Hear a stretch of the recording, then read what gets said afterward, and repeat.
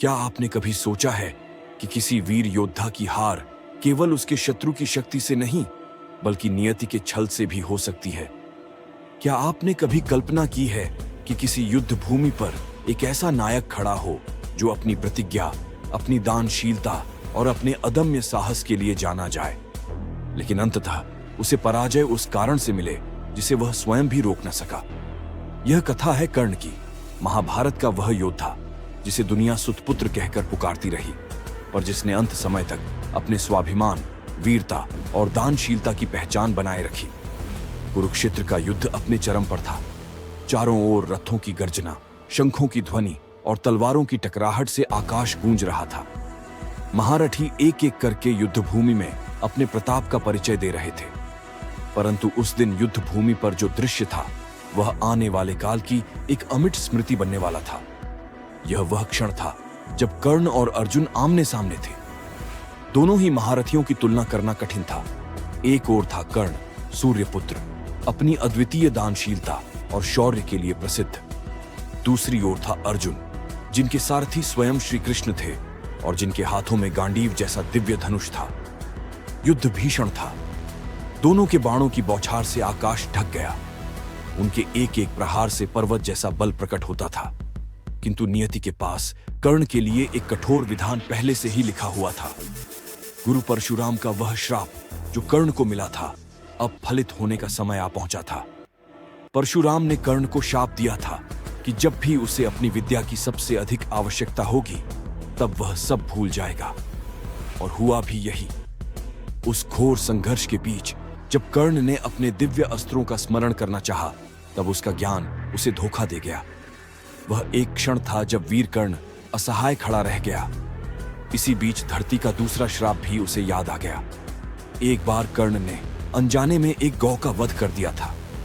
उस समय उस ब्राह्मण ने उसे श्राप दिया था कि युद्ध के समय उसका रथ धरती में धंस जाएगा। वही पल इस भयंकर युद्ध में आया। जैसे ही कर्ण ने अपना रथ मोड़ा, उसका पहिया धरती में धंस गया। उसने पूरी शक्ति लगाई, परंतु रथ का पहिया हिला तक नहीं।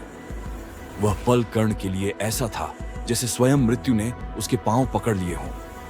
कर्ण ने अर्जुन की ओर देखा और एक क्षण के लिए समय जैसे ठहर गया। उसके पास धनुष बाण तो थे, पर विद्या स्मरण नहीं हो रही थी। उसने अर्जुन से कहा, धर्म यही कहता है कि जब शत्रु असहाय हो तब उस पर वार नहीं करना चाहिए। मुझे अपने रथ का पहिया निकालने दो, फिर हम बराबरी का युद्ध करेंगे। कर्ण की वाणी में सत्य और धर्म की गूंज थी, किंतु अर्जुन के रथ के सारथी स्वयं श्री कृष्ण यह सब देख रहे थे। उन्होंने अर्जुन से कहा, पार्थ, यह वही कर्ण है जिसने द्रौपदी का अपमान होते समय हर्ष मनाया था। यह वही है जिसने भीष्म पितामह और द्रोणाचार्य के रहते छल प्रपंच से पांडवों को मारने की चेष्टा की। यह वही है जिसने अभिमन्यु को घेर कर मारने में भाग लिया। आज जब नियति इसके साथ है, तो तू क्यों दुविधा में पड़ रहा है?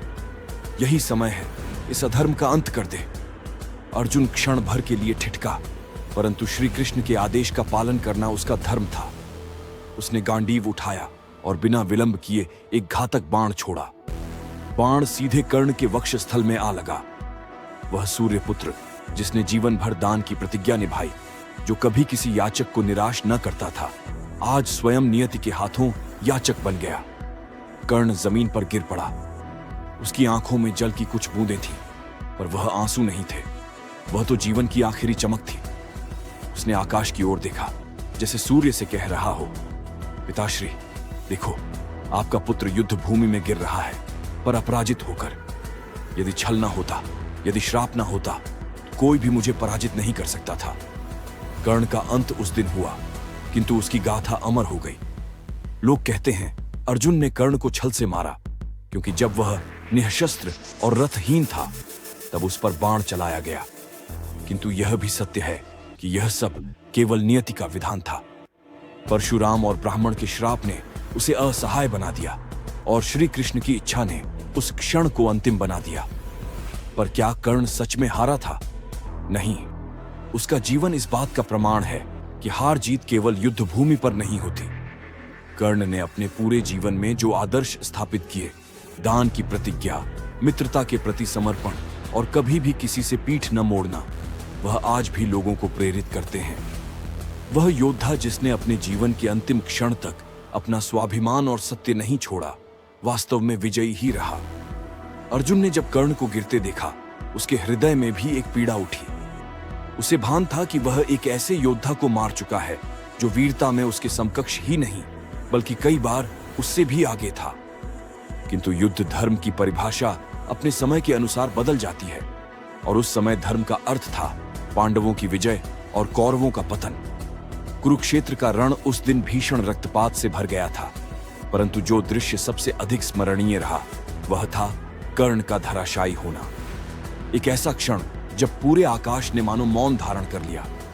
ऐसा लगा जैसे स्वयं देवता भी उस सूर्यपुत्र के बलिदान पर शोक कर रहे हों। समय बीता, युद्ध समाप्त हुआ, पांडवों ने विजय प्राप्त की, किंतु विजय का उत्साह उस दिन भी अधूरा था, क्योंकि वे जानते थे कि कर्ण जैसा योद्धा सदा के लिए चला गया है। महाभारत की कथा में जितने नायक हैं, उनमें से कर्ण का स्थान अद्वितीय है।